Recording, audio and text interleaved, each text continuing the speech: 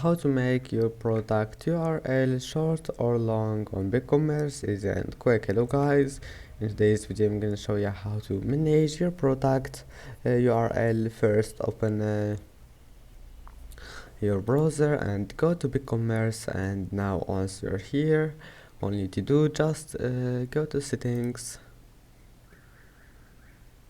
and then scroll down, scroll until you find this one, URL structure,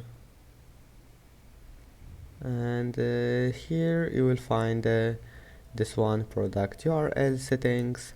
Now just manage here anything you want, and if you want to make it long, just select long, and you can make it short if you want, and that's it. Now click save, it will be saved,